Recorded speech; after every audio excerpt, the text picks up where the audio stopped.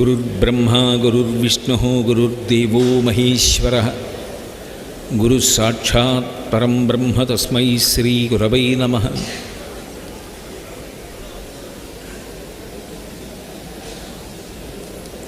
व्यासाय विष्णुरूपाय व्यासरूपाय विष्णवे नमो वै ब्रह्मनिधये वासिष्ठाय नमो नमः।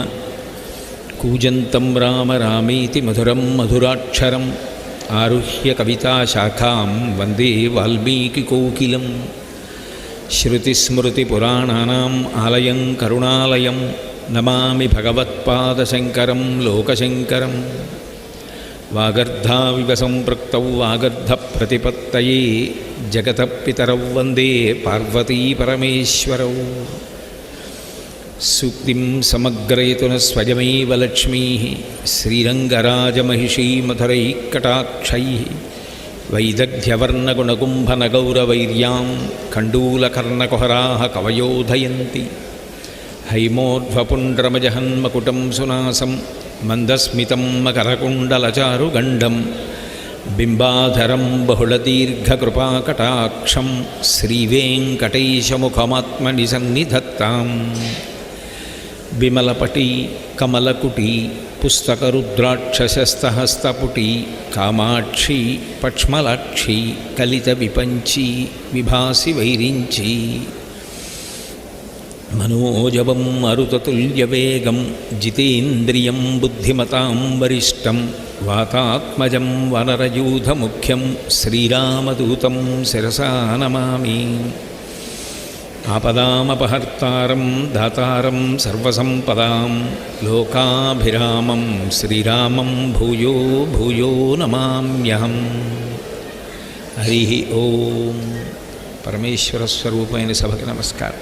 सिद्धलक्ष्मीर्मोक्षलक्ष्मीर्जयलक्ष्मी सरस्वती श्रीर्लक्ष्मीर्वरलक्ष्मीश्च प्रसन्ना मम सर्वदा అంది। ఒక లక్ష్మి 6 రూపాలతో నన్ను అనుగ్రహించాలి అని అడిగారు। సిద్ధలక్ష్మి అన్నారు। మొట్టమొదట సిద్ధి గురించి అడిగారు।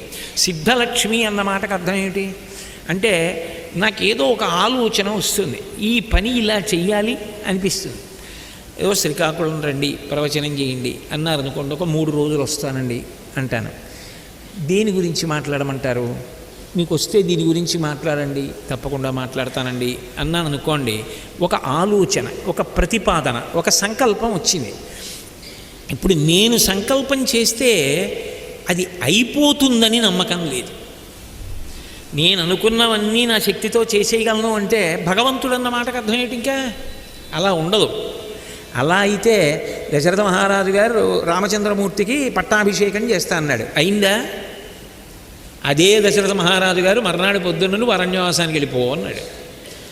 అందుకే లక్ష్మణస్వామి వచ్చి అన్నాడు, ఆయన ఎవరు? వృద్ధుడు 60,000 సంవత్సరాలు, రాజ్యం నీది కాదు, అరణ్యానికి వెళ్ళమనడానికి ఆయన ఎవరన్నాయా? గురోరప్యవలిప్తస్య కార్యమజానత ఉత్పదం ప్రతిపన్నస్య కార్యం భవతి శాసనం అన్నాడు। నువ్వు అను, యుద్ధంలో దశరథ మహారాజును ఓడించి కారాగారంలో పెట్టి నీకు పట్టాభిషేకం చేస్తానన్నాడు।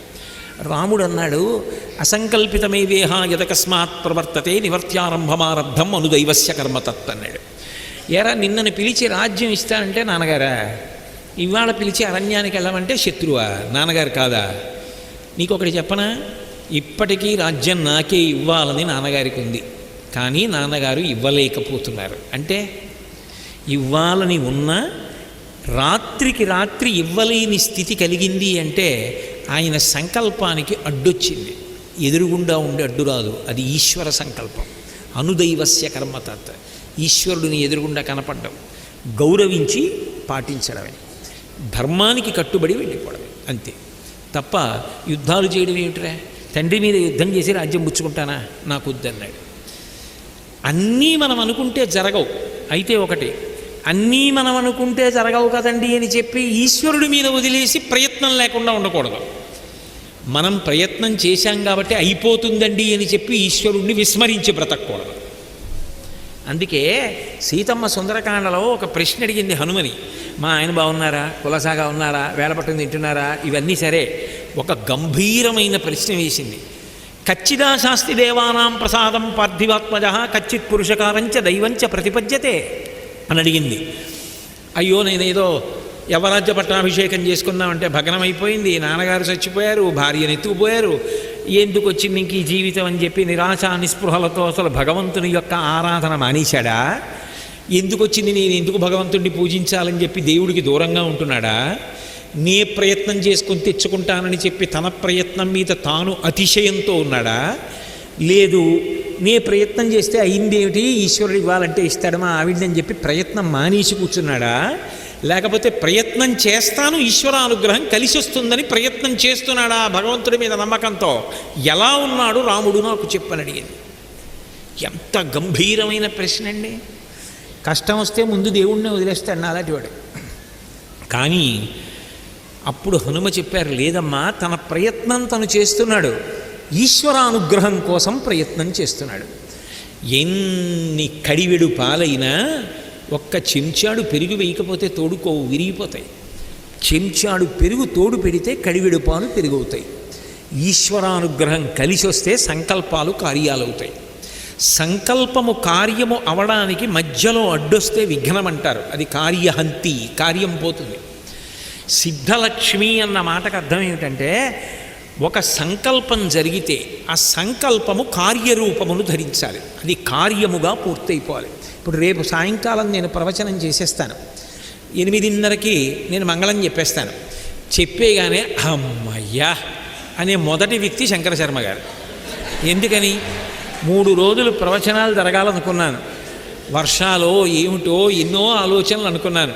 భగవంతుడి దయ చక్కగా పూర్తయిపోయింది, కార్యం సిద్ధించింది. ఆయనకి ఎంత సంతోషంగా ఉంటుంది, సంకల్పం పూర్తయిందని ఆనందపడతారు.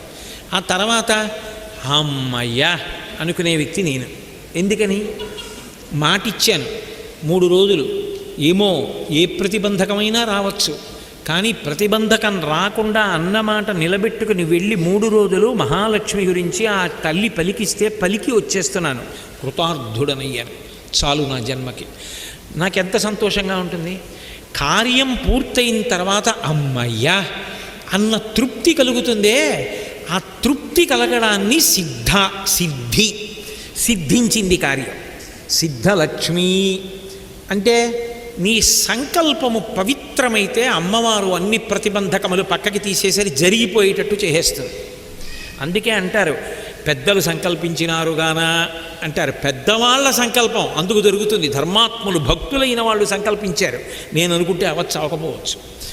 అందుకని సంకల్ప బలం అండి అంటుంటారు. మనం అనుకోవాలి, ఈశ్వరానుగ్రహం తోడు కావాలి. మనం ఏ స్వార్థం లేకుండా త్రికరణ శుద్ధిగా మంచి మనస్సుతో అది చెయ్యాలనుకుంటే తల్లి ముందుకొచ్చి అసాధ్యములను సుసాధ్యం చేస్తుంది.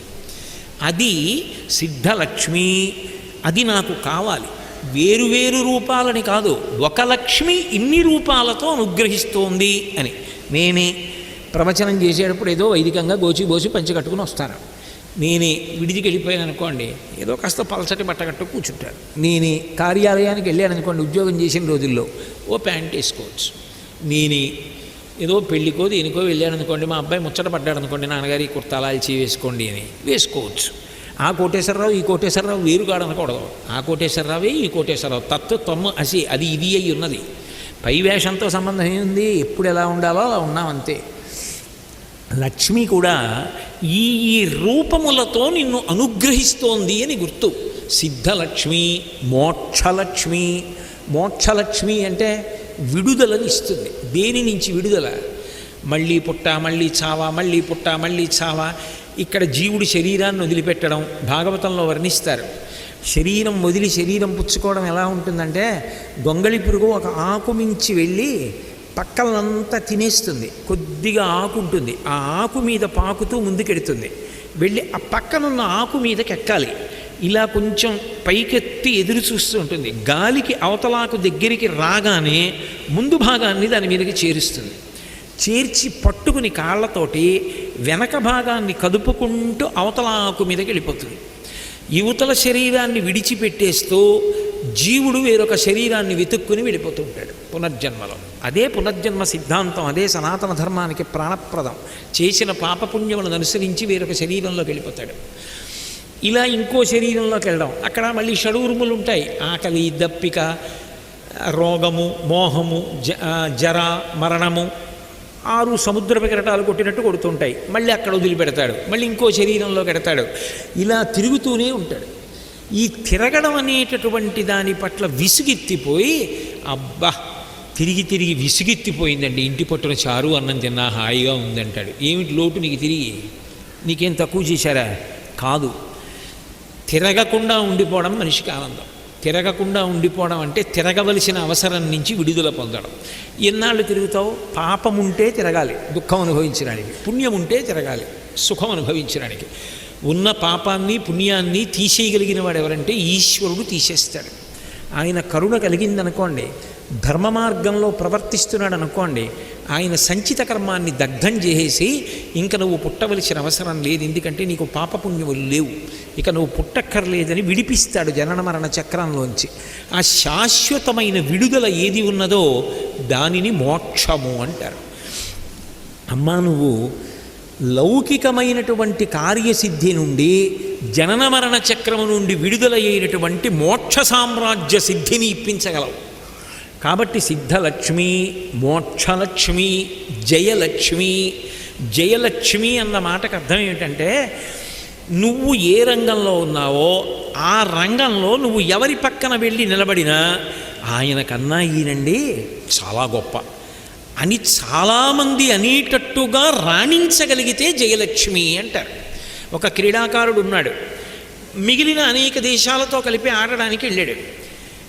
అన్ని దేశాల మీద గెలుస్తూ వెళ్ళిపోయాడు అనుకోండి, ఈయనే ప్రపంచంలో గొప్ప అంటారు. ఏ స్థాయిలోనైనా ఈయన కన్నా ఇంకొక దేశం పైమెట్టెక్కిందనుకోండి, ఈయన ఇంటికి వచ్చేస్తాడు, వాళ్ళు ముందుకు వెళ్ళిపోతారు. జయలక్ష్మి అంటే ప్రతి స్థాయిలో నీతో పోల్చబడినప్పుడు నువ్వు పైన ఉండేటట్టుగా చూసేటటువంటి తల్లి. అది ఎందుకు వస్తుంది? సమయోచిత ప్రజ్ఞ. ఎప్పుడు ఎలా ప్రవర్తించాలో అలా బుద్ధి ప్రచోదనం అవ్వాలి. మహాభారతంలో ప్రతిరోజు అడిగేవాడు కర్ణుడిని దుర్యోధనుడు, ఏమయ్యా ఇవాళైనా వేస్తావా నాగాస్త్రం? నాగాస్త్రం వేస్తే అర్జునుడు వెళ్ళిపోవలసిందే, తప్పదు. నాగాస్త్రం వేస్తావా అనేవాడు. మర్చిపోయానయ్యా, తప్పకుండా వేస్తాననేవాడు. కృష్ణ పరమాత్మకి బెంగంతా అదే, కర్ణుడు నాగాస్త్రం వేస్తాడని. కానీ యుద్ధభూమిలో కర్ణుడికి గుర్తొచ్చేది కాదు, వేసేవాడు కాదు. ఎందుకు గుర్తురాదు? ఈశ్వర అనుగ్రహం లేదు. నిజానికి శక్తి అస్త్రం, ఆ శక్తి అస్త్రాన్ని ఎవరి మీద వేసేశాడు? పట్టుకెళ్ళి ఒక రోజున బతికుంటే తర్వాత అర్జునుడితో యుద్ధం, ముందు ఘటోత్కచుడు చచ్చిపోతే అంతే చాలని ఒక రాత్రి యుద్ధంలో ఘటోత్కచుడి మీద వేసాడు. ఘటోత్కచుడు చచ్చిపోతే రథం మీద నిలబడి నాట్యం చేశాడు కృష్ణుడు. అర్జునుడు తెల్లబోయి, మా అన్నయ్య కొడుకు చచ్చిపోతే నువ్వు నాట్యం చేస్తున్నావు ఏమిటన్నాడు. నీకంతే తెలుసు, వాడు బతికుండిపోతే కర్ణుడు నీ మీద వేసేవాడు, నువ్వు చచ్చిపోదు, నువ్వు బతికావని నేను గంతులేస్తున్నా, ధర్మం నిలబడిందని, నీకేం తెలుసు అన్నాడు. పరమేశ్వరుడు ఎప్పుడు ఎవరికి ఏ బుద్ధి ప్రచోదనమవ్వాలో అది ప్రచోదనం చేస్తాడు. దానిలోనే మనిషి యొక్క జయాపజయములు ఉంటాయి. ఒక్క మాట, ఎప్పుడు ఏది మాట్లాడాలో ఆ మాట మాట్లాడడంలోనే మనిషి అభ్యున్నతి ఉంటుంది. ఏది చెయ్యాలో అది చెయ్యడంలోనే అభ్యున్నతి ఉంటుంది. ఆ సమయానికి చేయలేకపోయాడు అనుకోండి, అబ్బా అక్కడ దాకా వెళ్ళాను, చేస్తే బాగుండేదండి, ఏమిటో మర్చిపోయాను, ఏమిటో అంతా చెప్పాను కానీ అసలైన విషయం ఇది మర్చిపోయి వచ్చాను అన్నాడు అనుకోండి, ఏమిటి ప్రయోజనం? ఆ బుద్ధి ప్రచోదన శక్తి ఎవరు అంటే ఆ తల్లియే. ఆమె ఆ సమయానికి ఆ ప్రచోదనం చేసిందనుకోండి, అంతే. ఆ తల్లి కాపాడాలనుకుందనుకోండి, ఆమె ఆశ్చర్యకర రీతిలో కాపాడి కూడా మీకు జయాన్ని కటాక్షిస్తుంది. ఎందుకంటే ఖచ్చితంగా గురిపెట్టి ప్రయోగించాడు కర్ణుడు. 1కి 10 మాటలు లెక్క చూసి ప్రయోగించాడు అర్జునుడి కంఠం మీదకి. వచ్చేసింది నాగాస్త్రం. నిజానికి అర్జునుడి కంఠం తెగిపోవాలి. మహానుభావుడు కృష్ణ పరమాత్మ ఉన్నాడు, జయం అర్జునుడికి రావాలి, కర్ణుడు అపజయం పాలవ్వాలి. కారణం, ధర్మం కోసం అర్జునుడు చేస్తున్నాడు, అధర్మం కోసం కర్ణుడు చేస్తున్నాడు. ధర్మాత్ముడిని కాపాడుకోవాలి. రథం తొక్కాడు, భూమిలోకి కొన్ని అంగుళాలు దిగిపోయింది. భూమిలోకి రథం దిగిపోతే రథంలో ఉన్నవాడు కూడా భూమికి కిందకి దిగిపోయాడు. కంఠానికి గురిపెట్టింది, కిరీటం పైనుంచి వెళ్ళిపోయాడు, కిరీటానికి తగిలి బతికాడు. జయలక్ష్మి, ఆ తల్లి నీకు జయం కలిగేటట్టు చూస్తూ ఉంటుంది. ఎప్పుడు నువ్వు ఏ రంగంలో ఉన్నావో ఆ రంగంలో అందరికన్నా నువ్వు ఉన్నతుడవు, అన్న కీర్తిని కట్టబెడుతుంది. అందుకే ఆమె యశస్విని ధర్మనిలయాం, లక్ష్మీ అష్టోత్తరంలో ఉన్న నామాలు, ధర్మమునందు నివసిస్తుంది, కీర్తినిస్తుంది. జయలక్ష్మి, ఒకరికన్నా ఒకడు గొప్ప అన్న స్థాయిలో నిలబెట్టి వీడింతటి వాడని కీర్తిని కట్టబెడుతుంది. అదంతా నాదే అనుకుంటే కుళక్కి, అది ఆవిడ అనుగ్రహం. ఆవిడ అనుగ్రహం లేనినాడు మనం ఎందుకు పనికిరాం అని గుర్తు పెట్టుకున్నవాడిని ఎంత ఎత్తైనా ఎత్తుతుంది. ఎందుకంటే వాడు పాడవడం. కాబట్టి సిద్ధలక్ష్మి, మోక్షలక్ష్మి, జయలక్ష్మి, సరస్వతి. సరస్వతి ఒకరు, లక్ష్మీదేవి ఒకరు, పార్వతీదేవి ఒకరు, ఇన్నుండవు. ఒక లక్ష్మీదేవి 6 రూపాల్లో అనుగ్రహిస్తే ఒక లక్ష్మీదేవే సరస్వతీదేవి పార్వతీదేవి అవదేమిటి? శంకరాచార్యులు వారు లక్ష్మీదేవిని ఎదురుగుండా చూస్తూ చేశారు కనకధారా స్తోత్రం. ఎదురుగుండా చూస్తూ చేసినప్పుడు ఒక శ్లోకం చేశారు. అందులో గిర్దేవతేతి గరుడధ్వజ సుందరీతి శాకాంబరీతి శశిశేఖరవల్లభేతి సృష్టిస్థితి ప్రళయకేలుష సంస్థితాయై తస్మై నమస్త్రిభువనైక గురోస్తరుణ్యై అన్నారు. అమ్మ గీర్దేవతేతి నువ్వే సరస్వతి, గరుడధ్వజ సుందరీతి నువ్వే విష్ణుపత్ని లక్ష్మి, శాకాంబరీతి ఆకలితో ఉన్న వాళ్ళకి డబ్బిస్తే ఎప్పటికొండుకు తింటాడు, ఈలోగా స్పృహ తప్పిపోతాడు. అందుకని తనే కూరలు అన్నం నీళ్లు అన్నీ తెచ్చి ఇచ్చేసింది. ఇప్పుడు బ్రాహ్మణిని అలా ఆదరించాలి, పేద బ్రాహ్మణిని. శాకాంబరివి నువ్వే. శాకాంబరీతి శశిశేఖరవల్లభేతి, పార్వతీదేవి నువ్వే అన్నారు. తప్పు శంకర, అలా అనకూడదు. నేను విష్ణుపత్నిని, నేను పార్వతిని ఏమిటి, నేను సరస్వతిని ఏమిటి కాదయా అందే అమ్మవారు. అంగీకరించి కనకధార అంటే ఆ ఒక్క తత్వమే ఏమవుతుందంటే, లక్ష్మీ పూజ చేస్తే సరస్వతి అనుగ్రహం రాదు, సరస్వతీ పూజ చేస్తే లక్ష్మీ అనుగ్రహం రాదు అని ఉండదు. అది ఒక ముతక సామెత పుట్టింది లోకంలో. లక్ష్మీదేవి సరస్వతీదేవి ఓ ఇంట్లో ఉండరంటారు. ఎందుకు ఉండరండి అన్నారు అనుకోండి, అత్తా కోడళ్ళు కదండి. మరి నారాయణమూర్తి నాభికమలంలోంచి బ్రహ్మగారు పుట్టారు. బ్రహ్మగారి భార్య సరస్వతీదేవి, నారాయణుడి భార్య లక్ష్మీదేవి. అందుకని సరస్వతీదేవికి లక్ష్మీదేవి అత్తగారు కదా. అత్తా కోడళ్ళు ఇంట్లో ఉండరండి, దెబ్బలాడుకుంటారు. సరస్వతి ఉంటే లక్ష్మి ఉండదు, లక్ష్మి ఉంటే సరస్వతి ఉండదు అంటారు. కానీ అది దెబ్బలాడుకునే ఇళ్ళకి. అత్తా కోడళ్ళు కలిసి ఉన్న ఇల్లు లేవేమిటి లోకంలో? ఎన్నో ఉన్నాయి. మొట్టమొదటి పురిటికి కోడల్ని పంపించి అత్తగారికి కోడలకి కూడా జ్వరం వస్తే మళ్ళీ అత్తగారింటికి దింపేసినటువంటి ఇళ్ళు నాకు తెలుసు అనుభవంలో. అంత మంచి మంచి ఇళ్ళున్నాయి. అత్తాకోణళ్ళుగా లక్ష్మీదేవి సరస్వతీదేవి కూడా అంతే. చాలామంది ఏమనుకుంటారంటే సరస్వతీ కటాక్షం ఉన్నవాడికి డబ్బు ఉండదు, ఏదో లక్ష్మీ కటాక్షం ఉన్నవాడికి సరస్వతీ కటాక్షం అంత విశేషంగా ఉండదంటారు. రెండూ తప్పే. ఎందుకనంటే సరస్వతీ కటాక్షం ఇంత మాత్రం ఉంటే చాలు, వాడికి ఉన్నంత లక్ష్మీ కటాక్షం ఎవ్వరికీ ఉండదు. అంతవరకు ఎందుకండి? నేనేదో 4 మాటలు 2 పద్యాలు చెప్పగలిగినందుకు నేను ఇవాళ వేదిక మీద అనేక పర్యాయములు రాష్ట్ర మంత్రి చేసినటువంటి వ్యక్తి కింద కూర్చుంటే పైన కూర్చున్నా. లక్ష్మీ కటాక్షం పట్ల నాకు సరస్వతీ కటాక్షం లక్ష్మీ కటాక్షాన్ని ఇవ్వాల. సరస్వతీ లక్ష్మి ఓ చోట ఉండరని ఎవరు చెప్పారు? అంటే అలాంటి అపోహలు పెట్టుకోకూడదు. ఆమెయే సరస్వతి. నేను ఎందుకు చెప్తున్నానంటే రెండూ కలిసి ఉంటాయి. సరస్వతి లక్ష్మి ఒక చోట ఉండవు అన్న భావం పెట్టుకుని తక్కువ చేసి మాట్లాడడం, ఎవరో ఏదో ఆలోచనతో అన్న ఒక మాటని ఆధారం చేసుకుని అటువంటి ఆలోచనలు పెంచుకోకూడదు. వేరువేరన్న భావనలు వస్తాయి. ఉన్నది ఆ ఒక్క తల్లే. ఆ ఒక్క తల్లే ఇన్నిగా అనుగ్రహిస్తుంది. అందుకే ఈ సభలో సంగీత పాఠం చెప్పేటటువంటి ఉపాధ్యాయులు ఉంటే వాళ్ళకి తెలుస్తుంది. ఆ సంగీతంలో పాఠం చెప్పేటప్పుడు ఒక కీర్తన ఉంటుంది, అది నేర్పుతారు ముందు. అది నేర్పినప్పుడు మొట్టమొదట ఏం చేస్తారంటే ఈ కీర్తనకి అర్థం చెప్పు అని పిల్లలకి అర్థం చెప్తారు దానికి. ఎందుకనంటే సంగీతం సమగానం, వాళ్ళకి ముందు అభేద బుద్ధి రావాలని నేర్పుతారు. ఆ కీర్తన వరవీణా మృదుపాణి వనరుహలోచను రాణి సురుచిర బంబర వేణి సురనుత కళ్యాణి నిరుపమ శుభ గుణలోల నిరత దయా ప్రదశీల వరదాప్రియ రంగనాయకి వాంఛిత ఫలదాయకి సరసిరుహాసన జనని జయ జయ జయ జయ వరవీణా మృదుపాణి. నేను ఎక్కడ వదిలేదనుకుంటున్నాను, నాకు సంగీత ప్రవేశం లేదు కదా. వరవీణ మృదుపాణి అంటే ఎవరని చెప్తాం? వరవీణ పట్టుకున్న మృదువైన పాణి ఉన్నది అంటే ఎవరు? దానికి అంత ఆలోచించవలసినంత భయంకరమైన శ్లోకం నేనేం అడగలేదు. సాధారణంగా వీణ పట్టుకుని ఉండేది ఎవరు? సరస్వతీదేవి పట్టుకుంటుంది. కానీ ఆ కీర్తనలో లక్ష్మీదేవిని చెప్తున్నారు, సరస్వతిని చెప్తున్నారు, పార్వతిని చెప్తున్నారు.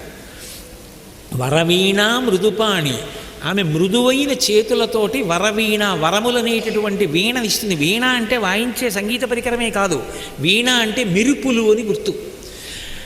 లక్ష్మీదేవి ఎక్కడుందో అక్కడ మెరుపులు ఉంటాయి. ఎందుకని? వజ్రాలహారాలు, రత్నాలహారాలు, మంచి మంచి పట్టు చీరలు, పట్టు పంచెలు, సౌధాలు, దీపాలు, కాంతులు, ఇవన్నీ ఎక్కడుంటాయో అక్కడ లక్ష్మి ఉన్నది అని గుర్తు. వరవీణ మృదుపాణి, తన చేతులతో ధగధగాయమానమైనటువంటి కటాక్షాన్ని ఇస్తుంది, ఒక అర్థం. 2, అమ్మవారు వీణ పట్టుకుంటుంది. అది కూడా వీణ నిలువుగా తిప్పి వాయిస్తుంది సరస్వతీదేవి. అది పెద్ద ప్రజ్ఞ, వీణ నిలువుగా పెట్టి వాయించడం. కొంతమంది విద్వాంసులు వాయిస్తారు ఇప్పటికీ.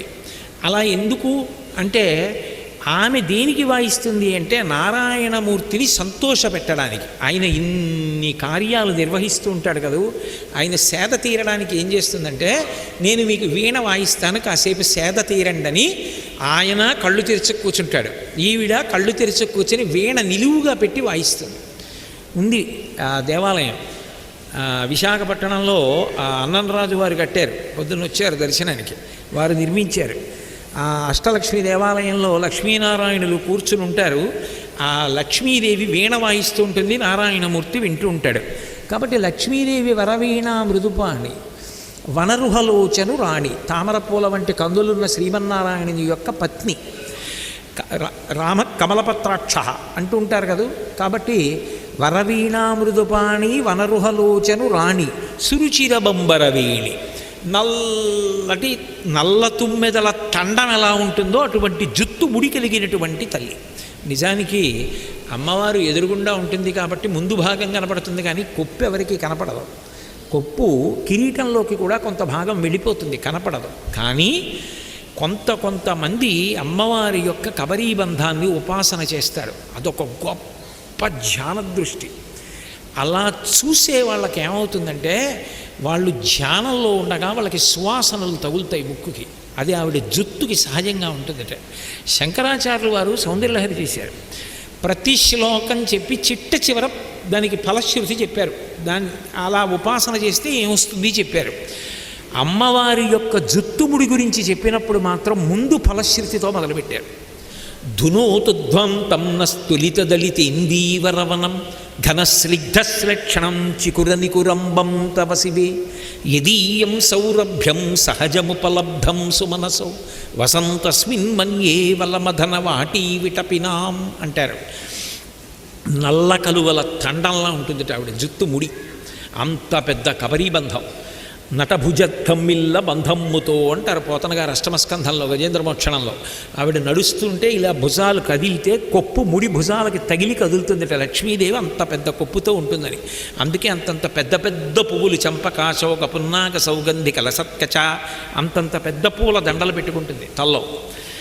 ఆ కబరీబంధాన్ని మానసికంగా ధ్యానంలో దర్శనం చేయడానికి ప్రయత్నించి బాగా మనసుని నిలబెట్టగలిగితే వాడు మోక్షమును పొందుతాడు. కానీ గురువుల దగ్గర దాని మీద శిక్షణ, ధ్యాన ప్రక్రియ తెలిసి ఉండాలి, అది వేరు విషయం అనుకోండి. కానీ సురుచిరబంబర వేణి అంటే అంత సువాసనలతో కూడుకున్నటువంటి కొప్పుముడి కలిగిన తల్లి. గజేంద్రమోక్షణంలోనే ఉందిగా విషయం. లక్ష్మీదేవికి అటువంటి కొప్పు ఉంది. సురుచిరబంబర వేణి సురనుత కళ్యాణి, దేవతలు ఆవిడ్ని కీర్తిస్తూ ఉంటారు, సహజం లక్ష్మీదేవిని కీర్తిస్తారు. ఆ తల్లి నిరుపమ శుభగుణలోల, ఊహించడానికి వీలు లేనన్ని గొప్ప శుభగుణములు, మంచి గుణములు కలిగిన తల్లి. రచ్చైరం నమోస్తు రమణీయ గుణార్ణవాయి, ఇందాకనేగా చెప్పుకున్నాం, మంచి గుణములు కలిగిన తల్లి. అందుకని నిరుపమ శుభ గుణలోల నిరత దయాప్రదశీల, అపారమైనటువంటి దయ కలిగిన తల్లి. నిరుపమ దయశీల. అలాగే సరసిరుహాసన జనని అంటే తామరపు ఆ సరోజం దాని మీద కూర్చునేవాడు బ్రహ్మగారు. బ్రహ్మగారి యొక్క తల్లి సరసిరుహాసన జనని, బ్రహ్మగారి తల్లి కాబట్టి లక్ష్మీదేవి. జయ జయ జయ జయ జయ 5 మాటలు జయ శబ్దం వేస్తే దాని అర్థం ఏమిటంటే సమస్త వాంగ్మయము ఎవరి యందు పర్యవసిస్తోందో, లేదు ఎవరు సమస్త జయములనిస్తారో, అన్ని కార్యములను సాధింపచేస్తారో, అన్ని వైభవములనిస్తారో అటువంటి తల్లికి ప్రణతులు అని దాని అర్థం. ఇప్పుడు ఆ కీర్తన ఎవరికి అన్వయం? లక్ష్మీదేవికి అన్వయం. పైగా అందులో ఒక మాట ఉంది ప్రధానంగా, వరదాప్రియ రంగనాయకి అని ఉంది. వరదాప్రియ అంటే కంచిలో ఉన్నటువంటి వరదరాజస్వామి యొక్క ప్రియురాలు వరదాప్రియ. రంగనాయకి శ్రీరంగ క్షేత్రంలో ఉన్న రంగనాయక స్వామి వారి యొక్క ఇల్లాలు రంగనాయకి. ఇప్పుడు ఆ కీర్తన ఎవరి మీద? లక్ష్మీదేవి మీద అని చెప్పి సంగీతం నేర్పేవాళ్ళు వెంటనే అంటారు, ఇదే కీర్తన సరస్వతి మీద కూడా ఉంది, అది సరస్వతీదేవి మీద కీర్తన అంటారు. అంటే పిల్లలు తెల్లబోయి వాళ్ళ దృష్టిలో లక్ష్మి వేరు సరస్వతి వేరు అనుకుంటారు కదా పాపం చిన్నప్పుడు. అలా ఎలా మాస్టారు అంటారు. అంటే వరవీణ మృదుపాణి, చేతిలో వీణ పట్టుకుని వాయించేది ఎవరు? సరస్వతీదేవి. వరవీణ మృదుపాణి వనరుహలోచను రాణి. బ్రహ్మగారి కళ్ళు తామర పువ్వుల్లో ఉంటాయి, ఆయన యొక్క భార్య. వనరుహలోచను రాణి సురుచిర బంబరవేణి. సరస్వతీదేవి జుత్తు కూడా అంతే, అంత సువాసనలతో కూడుకున్న కబరీబంధంతో ఉంటుంది ఆవిడ. కాబట్టి సురుచిర బంబర వేణి సురనుత కళ్యాణి. దేవతలు ఎప్పుడూ కీర్తిస్తుంటారు సరస్వతీదేవిని. అందుకని సురనుత కళ్యాణి. నిరుపమ శుభ గుణలోల, మంచి గుణములకు నిలయమైనది సరస్వతీదేవి. నిరత దయాప్రదశీల, అపారమైనటువంటి దయ కలిగినటువంటి తల్లి. వరదాప్రియ రంగనాయకి. వరదాప్రియ రంగనాయకి అంటే ఇందాక లక్ష్మీదేవి అయితే ఏమన్నాను? వరదరాజస్వామి వారి ప్రియురాలు, రంగనాథస్వామి వారి ఇల్లాలు అన్నాను. వర అంటే వరములను దా ఇచ్చుటయందు ప్రియా, చాలా ఇష్టమైన తల్లి. సరస్వతీదేవికి ఇతరులకు చదివిచ్చి సంతోషపెట్టడం అంటే ఆవిడికి ఇష్టం. వర దా ప్రియ. రంగనాయకి, రంగస్థలం మీద నాయకి ఎవరు? ఆవిడే. ఇక్కడికి వచ్చి కూర్చున్న తర్వాత గుర్తు రాకపోతే అదేమిటి ఎందుకు ఎక్కి కూర్చున్నాడు అనరు? ఓ నృత్యం చేయాలన్నా, ఓ వాద్యం రోగించాలన్నా, ఓ పాట పాడాలన్నా, ఓ ప్రవచనం చేయాలన్నా, రంగస్థలం మీద రాణించాలి అంటే ఆవిడ అనుగ్రహం ఉంటేనే రాణిస్తారు. అందుకని రంగనాయకి. వరదాప్రియ రంగనాయకి వాంఛిత ఫలదాయకి. కోరుకున్న కోరికలన్నింటినీ ఆవిడిస్తుంది. కాబట్టి ఇప్పుడు ఎవరావిడ? సరస్వతీదేవి. దీన్నే ఇంకోలా అన్వయం చేస్తే పార్వతీదేవి. ఇప్పుడు ఎవరయ్యారు? ఆ ఒక్క తల్లే లక్ష్మి అయిందా? ఆ ఒక్క తల్లే సరస్వతి అయిందా? ఆ ఒక్క తల్లే పార్వతి అయిందా? ఒకప్పుడు పుట్టుకతో మూగవారు ఆయన వేరొక ఉపాసకుడు అమ్మవారిని కామాక్షి దర్శనం కోసమని కూర్చున్నాడు. మంచి ధ్యానం చేస్తున్నాడు శుక్రవారం మంటపంలో. ఆ పక్కన పుట్టుకతో మూగ వ్యక్తి ఒక ఆయన కూర్చుని కళ్ళు మూసుకుని అమ్మవారిని ధ్యానం చేస్తున్నాడు. కామాక్షి పరదేవత నడిచి వెళ్ళిపోతోంది. ఇప్పటికీ కొన్ని క్షేత్రాల్లో అమ్మవారు తిరుగుతుంది. చూసిన పెద్దలు ఎందరో ఉన్నారు. ఇదేదో కల్పిత గాథలు కావు. శ్రీశైలంలో భ్రమరాంబ తిరుగుతుంది, కంచిలో కామాక్షి తిరుగుతుంది, ఇప్పటికీ జంబుకేశ్వరంలో అఖిలాండేశ్వరి అమ్మవారి తిరుగుతుంది. కంచి కామకోటి పీఠాధిపతులను అడగండి, ఇప్పటికీ తిరుగుతుంది. అర్చకులు చీరలు కట్టుకుని ఎడతారు అమ్మవారి నైవేద్యానికి, తాటంకాలు ముట్టుకోవడానికి. ఆ కామాక్షి పరదేవత అలా నడిచి వచ్చింది. వీళ్ళిద్దరూ ధ్యానంలో కళ్ళు మూసుకొని ఉన్నారు. ఆవిడ కాళ్ళ గజ్జలు గల్లు గల్లు గల్లుమంటూ వచ్చింది. వచ్చేటప్పటికి ఆమెని ఉపాసన చేస్తున్న వ్యక్తి కళ్ళు తెరిచాడు. ఆయన ఇలా కూర్చున్నాడు, ఆవిడ అలా నడిచి వెళుతోంది. ఆవిడ ఆగింది, ఇటు తిరగలేదు, అటే తిరిగి ఉంది. ఆగి తల ఇటు తిప్పింది. తిప్పి చూసి నోట్లోంచి తాంబూలపు పిడచ తీసి తాంబూలపూరిత ముఖి, అమ్మ పిల్లాడికి పెట్టినట్టు నోట్లో పెడదామని తీరింది. ఆయన అన్నాడు, ఛీ స్త్రీ ఎంగిలి అన్నాడు. ఆవిడ నవ్వి ఒక అడుగు ముందుకేసింది. ఈ మూగ ఆయన నోరు తెరిచాడు. ఆవిడ తాంబూలపు పిడచ ఆయన నోట్లో పెట్టింది. వెంటనే ఆయన తాంబూలపు పిడచని చప్పరించగానే అటు అలా నిలబడింది కదూ, ఇలా కూర్చున్నాడు. అమ్మవారి పాదాల వంక చూశాడు. ఆపకుండా అమ్మవారి పాదాల మీద 100 శ్లోకాలు చెప్పాడు. పాదాల వింద శతకం. తల పైకెత్తాడు. అమ్మవారి ఇలా చూసింది. కటాక్షం అంటే కడగంటి చూపు, కంటి చివరి నుంచి చూసింది. ఆ చూపు మీద 100 శ్లోకాలు చెప్పాడు. కటాక్ష శతకం. అమ్మవారు చిన్న నవ్వు నవ్వింది. ఆ చిరునవ్వు మీద 100 శ్లోకాలు చెప్పాడు. మందస్మిత శతకం. అమ్మవారి వైభవాన్ని 100 శ్లోకాలు చెప్పాడు. స్తుతి శతకం. ఆవిడ పెద్దరికం మీద 100 శ్లోకాలు చెప్పాడు. ఆర్యాశతకం. అన్ని 5 శతకాలు కలిపి 500 శ్లోకాలు చెప్పి ఆగిపోయాడు. అమ్మవారు చాలా సంతోషించి నీకేం కావాలంది. నా మాట తీసేయమన్నారు. ఎందుకంది? అది నాకు పుట్టుకతో లేదు, నువ్వు ఇచ్చావు తాంబూలం పెట్టి. నేను 500 శ్లోకాలు నీ మీద చెప్పాను, ఇక మాట ఉంచితే ఏదో ఒక పనికిమాలిన మాట మాట్లాడతాను, అందుకని వద్దు తీసేయమన్నారు. తీసేసింది ఆవిడ. ఆయన కంచికామకోటి పీఠానికి పీఠాధిపత్యం వహించారు ఆ మూకశంకరులు. ఇప్పటికీ మూక పంచశతిలో ఉన్నటువంటి శ్లోకాలను మంత్రముల కిందే భావిస్తారు. కొన్ని ఇబ్బందులు ఏర్పడినప్పుడు అందులో ఉన్నటువంటి కొన్ని శ్లోకాలు చదువుతారు. ప్రత్యేకించి దునోతుధ్వం ఆ అమ్మవారు నవగ్రహాల మీద ఎలా పాద విన్యాసమునందు ఉంటాయి అన్న శ్లోకాలని వాటిని కలుపుకొని ఆ శ్లోకాలని మంత్రముల కింద ఉపాసన చేస్తారు. సన్యాసాశ్రమం ఇవ్వాలంటే మూక పంచశతి చాలా మాటలు పారాయణ చేస్తే కానీ ఇచ్చేవారు కాదు. చంద్రశేఖరేంద్ర సరస్వతి మహాస్వామి వారు ఇవ్వల, కామాక్షి సరస్వతీ కటాక్షం ఇవ్వల. అందుకే కామాక్షిని సరస్వతిగా ప్రార్థన చేస్తారు. ఇప్పటికి నేను కూడా ప్రవచనం ప్రారంభం చేస్తే ఆ శ్లోకమే చదువుతుంటాను. అది మూక పంచశతిలోది. విమలపటి కమలకుటి పుస్తక రుద్రాక్షశస్త హస్తపుటి కామాక్షి పక్ష్మలాక్షి కలిత విపంచి విభాసి వైరించి. మూకశంకరులే ఆవిడ్ని సరస్వతీదేవి కింద చెప్పిన శ్లోకం. మంగళాశాసనపరై మదాచార్య పురోగమై సర్వైశ్చ పూర్వైరాచార్యై సత్కృతాయాస్తు మంగళం. మంగళం కోసలేంద్రాయ మహనీయ గుణాత్మనే చక్రవర్తి తనూజాయ సర్వభౌమాయ మంగళం. ఉమాకాంతాయ కాంతాయ కామితార్థప్రదాయినే శ్రీగిరీశాయ దేవాయ మలినాథాయ మంగళం. సర్వం శ్రీ ఉమామహేశ్వర పరబ్రహ్మార్పణమస్తు. స్వస్తి.